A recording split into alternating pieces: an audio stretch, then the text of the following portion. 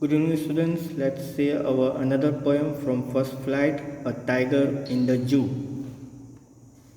Stanza number 1. He stalks in his vivid stripes, the few steps of his cage on pads of velvet quiet, in his quiet rage. Here the poet says that the tiger that is confined in the zoo moves around in the cage under his bright colored skin. तो poet यहाँ पे ये कहता है कि जो tiger जो है जो कि जू के अंदर है और वो केज में है और वो यहाँ से वहाँ मूव होता रहता है और उसका कलर जो है स्किन का वो ब्राइट है. He further says that the tiger can take only a few steps because the cage is small and it is not easy to move in it. तो यहाँ पे अगेन पोएट ये कहते हैं कि टाइगर जो है वो ऐसे केज में है जिसमें जो कि बहुत स्मॉल है और वहाँ पे जो मूव कर रहा है तो उसके स्टेप्स बहुत छोटे छोटे जा रहे हैं. उस रीज़न से जो है वो अच्छी तरह मूव नहीं कर पा रहा. One can not hear his foot steps because he has very soft feet like velvet because of which there is no sound of the tiger's foot steps. तो यहाँ पर पोएट एक और चीज़ कहते हैं कि कोई भी जो है उसके फूट स्टेप्स यानी कि जो उसके चलने की जो आवाज़ है वो सुन नहीं पा रहे क्योंकि उसके जो फीट जो है वो बहुत सॉफ्ट है जैसे कि एक वेलवेट होता है. और उस रीज़न से क्या है कि टाइगर के चलने की आवाज़ बिल्कुल भी नहीं आ रही. The tiger tries to control his anger by quietly walking in the limited area of his cage. तो टाइगर अपने गुस्से को जो है कंट्रोल किए हुए क्यों? क्योंकि वो एक ऐसे लिमिटेड एरिया में है, उसका केज इतना छोटा है कि वो वहाँ पर धीरे धीरे वॉक कर पा रहा है जिससे वो अपना गुस्सा जो है वो कंट्रोल किए हुए है. He is angry because he is not free. वो गुस्से में है क्योंकि वो बिल्कुल फ्री नहीं है. He should be lurking in shadow sliding through long घास near the water hole where plump deer pass. The poet says that if this tiger was free he would have hide himself behind the long grass near the water bodies so that he could easily catch a deer in order to have it as its food. तो यहाँ पे poet ये कहता है कि tiger अगर free होता तो वो क्या करता, तो वो लॉन्ग घास जो होती है वो वहाँ पे जाके अपने आप को छुपा लेता पानी के उधर और वो आसानी से डियर का जो है शिकार कर कर उसको खा सकता था.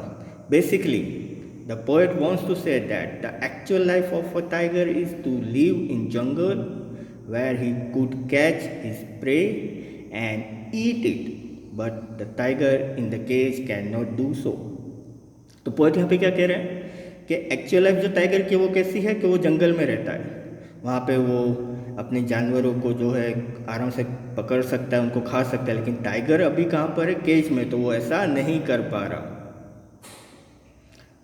He should be snaring around houses at the jungle's edge, bearing his white fags, his cows terrorizing the village.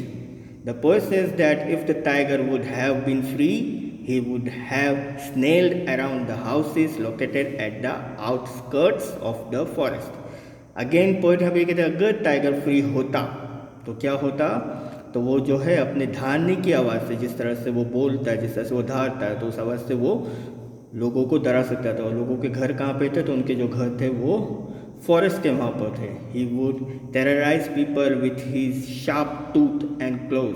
तो वह लोगों को जो है उन पे अटैक कर सकता था. कैसे? अपने शार्प टीथ से और अपने पंजों से. This would create fear among the people living in the village. तो वो क्या करता था? तो वो जो है लोगों को डरा सकता था जो कि विलेज में रहते थे. But he locked in a concrete cell his strength behind bars stalking the length of cage ignoring visitors. Now the poet comes to the reality of the tiger that is inside the cage. अब poet यहाँ पे एक चीज़ करे कि एक reality देखने को मिलती है, वो ये है कि टाइगर कहाँ पे अभी, तो वो भी केज के अंदर है. He says that the tiger is confined in a strong cell which is made of strong building material. तो वो कहते हैं कि टाइगर जो है अभी कहाँ है, तो स्ट्रॉन्ग सेल यानी कि एक ऐसे केज में है जहाँ पे उसका जो मटेरियल है वो बहुत ही स्ट्रॉन्ग है, तो नहीं निकल सकता बाहर. He further says that as the tiger is behind bars, so his ferociousness is also behind the bars. तो यहाँ पे ये कहते हैं पोएट कि अगर टाइगर बार के बाहर यानी अगर जो केज है उसके बाहर होता तो उसका दर्द जो है उस केज के बाहर दिखाई देता. He just stuck in the cage. तो वो लेकिन वो भी कहाँ है, तो वो भी केज के अंदर है, इसलिए वो बाहर हिम्मत नहीं दिखा सकता अपनी. He never tries to terrorize the visitors because his power is restricted by the cage. अब वो लोगों पर भी जो है हमला नहीं कर सकता, जो विजिटर्स आ रहे हैं, जो जू में आ रहे देखने के लिए टाइगर को. क्यों? क्योंकि उसकी पावर जो है रेस्ट्रिकेट की गई है केज के अंदर, क्योंकि वो जिस केज में है वहाँ पे वो अपनी पावर नहीं दिखा सकता. Therefore, he never tries to terrorize the visitor as he cannot attack them. तो इसी रीज़न से जो है वो उन पे अटैक भी नहीं कर सकता और उनको उन विजिटर्स जो विजिटर आ रहे हैं उनको वो डरा भी नहीं सकता. He hears the last voice at night, the patrolling cars, and stares with his brilliant eyes at the brilliant stars. The poet says that in the night the tiger hears the sounds of the patrolling cars. तो यहाँ पे poet ऐसे कहते हैं कि रात के समय पे टाइगर को जो है पेट्रोलिंग कार जो होती है उसकी आवाज़ सुनाई देती है. Patrolling cars are the vehicles of police which are use to guard at night. तो पेट्रोलिंग कार क्या होती है कि वो एक व्हीकल होता है पुलिस का जिसमें वो गार्ड करते हैं, पूरे दिन रात को वो जो है सुरक्षा के लिए घूमते रहते हैं. So in the night the tiger hears the sound of this car. तो रात को टाइगर को इन कार की आवाज़ें सुनाई देती है. He then stares at the shining stars with his shining eyes. तो उसी तरह से वो जो है शाइनिंग स्टार्स को घूरता रहता है अपनी शाइनिंग आँखों से. The poets want to say that the tiger is sad and as he is confined in the cage, so he cannot do anything. तो यहाँ पे पोएट ये कहते हैं कि टाइगर जो है बहुत दुखी है. क्यों है? क्योंकि वो केज के अंदर है और वो कुछ भी नहीं कर सकता, वो किसी पे हमला नहीं कर सकता, वो अपना गुस्सा नहीं निकाल सकता, वो कुछ नहीं कर सकता, वो किसी को डरा भी नहीं सकता. Therefore he stares at the stars in the night and tries to divert his thoughts towards them. तो वो क्या करता है, अब पूरी रात जो है वो स्टार्स को घूरता रहता है. क्यों? ताकि वो अपने जो थॉट्स है उसको वो डाइवर्ट कर सके. तो यहाँ पे जो 4 स्टैंजास हमने देखे और उसके ट्रांसलेशन देखे. अब हम जाएंगे पोएटिक डिवाइस में. Stanza number 1, he starts in his vivid strips में पर्सोनिफिकेशन का यूज़ है. पर्सोनिफिकेशन क्यों? क्योंकि यहाँ पे ही का यूज़ हुआ है. ही जो है वो सिंबल किया गया है टाइगर को. ही जो सिंबल किया है टाइगर को उसके लिए हमने पर्सोनिफिकेशन का यूज़ हुआ है यहाँ पर. देन एन्जाम्बमेंट का यूज़ है. एन्जाम्बमेंट का यूज़ कहाँ हुआ है? तो stanza number 1, he stalks in his vivid stripes the few steps of his cage. Enjambment means अगर फर्स्ट स्टैंजा की फर्स्ट लाइन में अगर कोई भी कॉमा या फुल स्टॉप नहीं है तो उसको हम एन्जाम्बमेंट कहेंगे. तो यहाँ पर एन्जाम्बमेंट का यूज़ हुआ है. नेक्स्ट है he stalks in his vivid stripes में जो कॉन्सोनेंट्स है. कॉन्सोनेंट्स कैसे हैं? तो एस एस एस और एस. तो यहाँ पे जो है कॉन्सोनेंट साउंड का यूज़ हुआ है इसलिए हम उसको कॉन्सोनेंट्स कहेंगे. देन अगेन फर्स्ट स्टैंजा की फर्स्ट लाइन में एसोनेंट्स का यूज़ हुआ है. एसोनेंट्स में आई आई आई आई आई का यूज़ हुआ है इन हिज विविड स्ट्राइप्स. तो एसोनेंस मीन्स जहाँ पे वोवल साउंड आता है उसको हम एसोनेंस कहेंगे. On pads of velvet quite तो उसको हम मेटाफर कहेंगे. मेटाफर हमें मालूम है दैट मीन्स जिसमें हम कंपेयर नहीं करते लेकिन उसके जैसा ही बोलते हैं.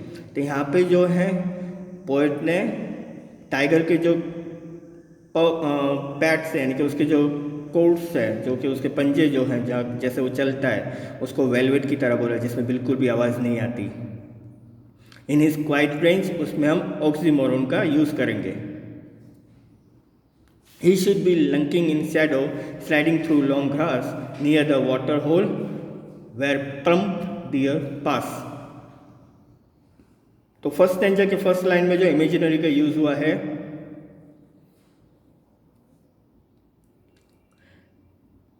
फर्स्ट स्टैंजा की सेकेंड और थर्ड लाइन जो है उसमें हमने एन्जाम्बमेंट का यूज़ किया है. Sliding through the long grass near the water hole. वहाँ पे कहीं पे भी पंक्चुएशन नहीं है, ना कॉमा है ना फुल स्टॉप है. Plump डियर पास, तो पी एलिस्ट्रेशन का यूज़ है, क्योंकि ये वर्ड जो है जो वो बार बार रिपीट हो रहा है, जो हम कहते हैं कि पी जो है वो बार बार रिपीट हो रहा है। He should be snarling around houses, तो he should be snarling around houses जो है वो है हमारा पर्सोनिफिकेशन। अगेन पर्सोनिफिकेशन, क्योंकि यहाँ पे टाइगर को जो है सिंबल किया गया ही के द्वारा, इसलिए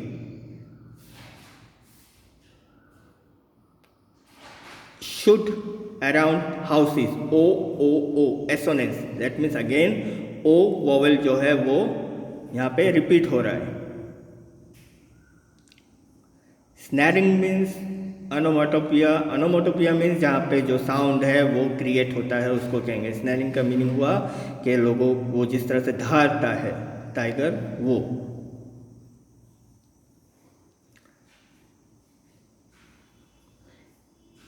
bearing his white fangs his codes, तो वहाँ पे एस और एस का यूज हुआ है, तो वो है कॉन्सोनेंस, जहाँ पे कॉन्सोनेंट साउंड का यूज हुआ है। Again but he is locked in a concrete cell, he again refer किया गया है टाइगर को, तो वो आया अगेन पर्सोनिफिकेशन। कॉन्क्रीट सेल में ई साउंड जो है वो रिपीट हो रहा है, तो वो है एसोनेंस हमारा।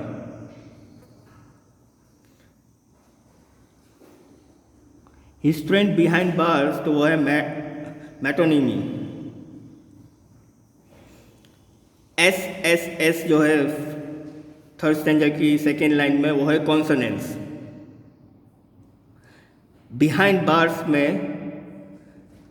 एलिस्ट्रेशन का यूज है बी।